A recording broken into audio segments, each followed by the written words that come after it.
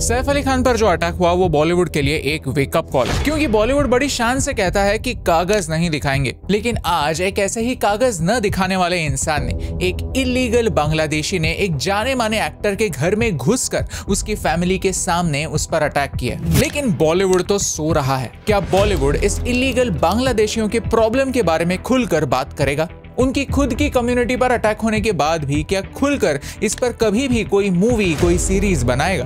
बांग्लादेश के लोग हमारे घर में घुस चुके हैं, इसका इस इंसिडेंट से बड़ा सबूत और क्या होना चाहिए? इन्वेस्टिगेशन जारी है और मामला सब जुडिस है, तो हर दिन नए फैक्ट्स हमारे सामने आ रहे हैं। लेकिन आज तक पुलिस ने जो फैक्ट्स प्रेजेंट किए हैं उसमें यही पता चला कि अटैकर बांग्लादेशी था, उसके पास कोई डॉक्यूमेंट्स नहीं थे और वो एक हिंदू नाम लेकर मुंबई में रह रहा था। ये वीडियो हमारे दूसरे वीडियो से अलग होने वाला है। ये वीडियो रॉ होगा, ये वीडियो अनसेंसर्ड होगा, कंप्लीटली अनफिल्टर्ड होगा। लेकिन यहाँ मुझे देश की फिल्म इंडस्ट्री को कुछ सवाल पूछना है, तो प्लीज इस वीडियो को एंड तक देखिए और अगर आपको इस वीडियो का मुद्दा समझता है तो नीचे कमेंट्स में डिस्कस करते हैं। सीधे मुद्दे पर आते हैं। 16 तारीख को सुबह 2:30 बजे एक इंसान ने सैफ अली खान के घर में घुसकर उस पर अटैक किया। अलेजिडली वो सैफ से 1 करोड़ रुपए मांग रहा था और उनके बच्चों को थ्रेटन कर रहा था। पुलिस कहती है कि इस अटैकर का इंटेंशन चोरी का था, लेकिन पूरी बिल्डिंग में सीसीटीवी होने के बावजूद अटैकर एंटर करने की कोई भी फुटेज अवेलेबल नहीं है। हाँ, अटैकर फायर एग्जिट यूज करके भागते हुए की फुटेज जरूर है। पुलिस कहती है कि अटैकर एक बांग्लादेशी नेशनल है जो इलीगली भारत में आया था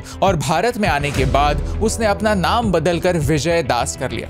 यहाँ 3 बड़े सवाल खड़े होते हैं। 1, पुलिस को पता कैसे चला कि वो बांग्लादेशी है? इज द पुलिस अवेयर कि बांग्लादेशी इतने आसानी से भारत में घुसे हुए हैं और मुंबई में भी जो बांग्लादेश से इतना दूर है छुपे बैठे हैं? 2, इसे डॉक्यूमेंट्स कैसे मिले? अगर इसके पास कोई डॉक्यूमेंट्स नहीं तो उसे रहने के लिए घर, यूज करने के लिए फोन और बाकी सारी बेसिक चीजें कैसे मिली? और 3, उसने जानबूझकर अपना नाम बदलकर एक हिंदू नाम ले लिया था। ऐसा क्यों? ताकि किसी को शक ना हो उसका ओरिजिनल नाम मोहम्मद शरीफुल इस्लाम शहजाद है। अब आते हैं बॉलीवुड पर। 5 साल पहले जब सीए लाने की बात हो रही थी तो बॉलीवुड एक ऐसी कम्युनिटी थी जिन्होंने सीए आने की वजह से भारत की माइनॉरिटीज को कैसे थ्रेट महसूस हो रही है ये तो क्लियर कर दिया था। लेकिन सीए न होने की वजह से, हमारी बॉर्डर सिक्योर न होने की वजह से पूरे के पूरे भारत में क्या प्रॉब्लम्स है ये किसी ने नहीं बताया। मानो कि ये बातें उन्होंने नोटिस ही नहीं की। बांग्लादेशी थ्रेट को उन्होंने बस प्रोपेगेंडा समझा और कभी भी उसके बारे में बात ही नहीं की। उन्होंने सिर्फ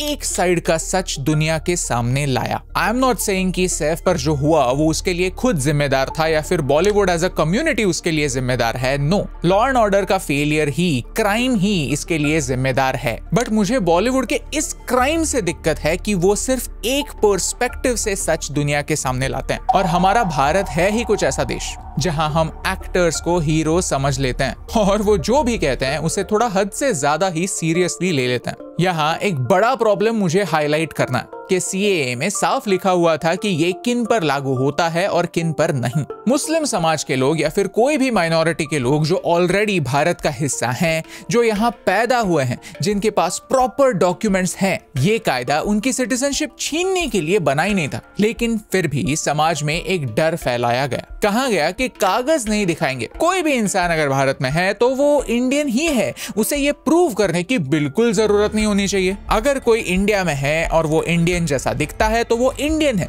ये बात तो ऑब्वियस है, राइट? तो अगर कोई आकर आपसे आपके डॉक्यूमेंट्स मांगता है तो फिर ये आपकी इंसल्ट है। न जाने किस लेवल का डर और मिस इन्फॉर्मेशन फैलाई गई कि देश में फैसिज्म बढ़ रहा है, इंटॉलरेंस बढ़ रहा है, गांवों में लोगों के पास आधार कार्ड नहीं होते, उनका क्या? बॉस, पिछले साल मैंने खुद सेक्स वर्कर्स के साथ एक डॉक्यूमेंट्री बनाई थी जहां मैंने उनसे भी पूछा कि क्या उनके पास बेसिक डॉक्यूमेंट्स है, क्या उनके पास आधार कार्ड, पैन कार्ड जैसी बेसिक चीजें। तो उन्होंने मुझे बताया कि yes, they have everything. In fact वो उनका पेमेंट भी पेटीएम या गूगल पे पर लेते हैं। उनके पास बैंक अकाउंट है, जनधन अकाउंट है। ये सारी बातें उन्होंने खुद आगे आकर मुझे बताई है। सो अगर समाज का एक वल्नरेबल ग्रुप सारे डॉक्यूमेंट्स ठीक ठाक रख सकता है तो दूसरा क्यों नहीं? यानी सेक्स वर्कर्स को भी सिस्टम फॉलो करने की आदत है, उन्हें इसमें कोई प्रॉब्लम नहीं लगता। लेकिन फिर भी कुछ लोगों के हिसाब से डॉक्यूमेंट्स की पर्ची मांगना फैसिज्म बन चुका है। लेकिन क्या ये सच है? मैं आपसे सवाल करना चाहता हूं कि आपको क्या लगता है, बड़ा प्रॉब्लम क्या है?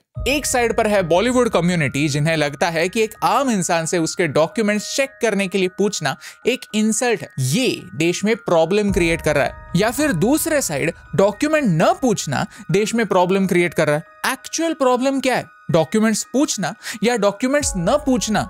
क्या डॉक्यूमेंट्स पूछने की वजह से किसी की जान गई है, किसी के ऊपर फैमिली के सामने इतना जानलेवा अटैक हुआ है? डॉक्यूमेंट्स न पूछने की वजह से किसी पर अटैक हुआ है, ये हमारे सामने सोचने जैसी बात है। सैफ अली खान पर अटैक जिस बांग्लादेशी ने किया वो किसी हाउसकीपिंग सर्विस में काम कर रहा था। क्या इस हाउसकीपिंग सर्विस के एम्प्लॉयर ने उसे हायर करते समय कोई भी डॉक्यूमेंट्स नहीं पूछे? किसी ने भी इसे सिम कार्ड बेचते समय आधार कार्ड, पैन कार्ड नहीं पूछा? किसी ने इसका बैंक का खाता खोलते समय इससे एड्रेस प्रूफ नहीं मांगा? ये जहां कहीं पर भी रह रहा था वहां के ओनर ने इसे नहीं पूछा कि तू कौन है, कहां रहता है, कहां से आया है, किस देश का सिटीजन है?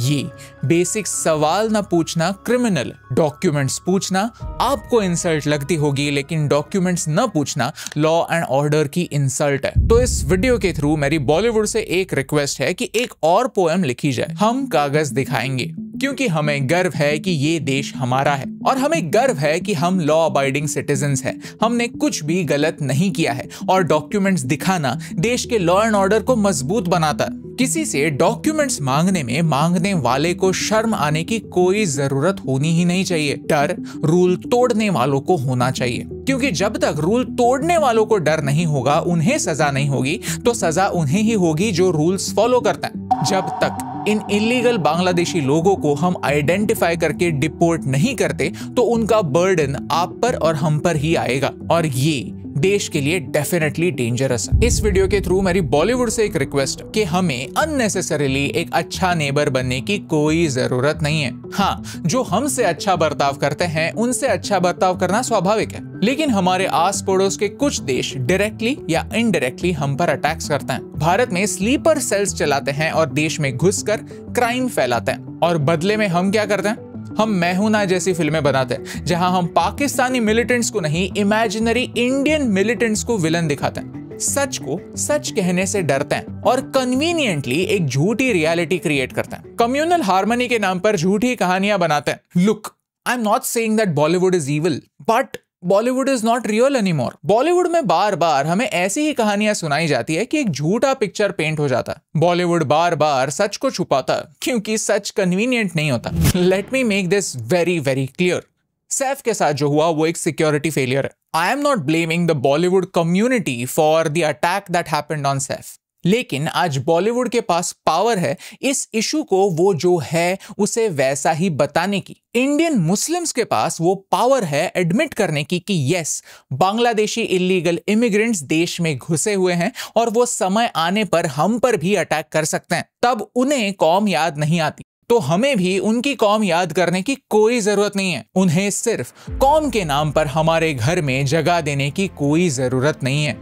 मैं चाहता हूं कि ये वीडियो एक एको चेंबर ना बने। मैं चाहता हूं कि अलग अलग पॉइंट ऑफ व्यू सामने आए, भले ही वो पॉइंट ऑफ व्यू मेरे से अलग क्यों ना हो, कंप्लीटली ऑपोजिट क्यों ना हो। और इस वीडियो का कमेंट सेक्शन एक हेल्दी डिस्कशन के लिए, एक डायलॉग के लिए एक सेफ प्लेस बने।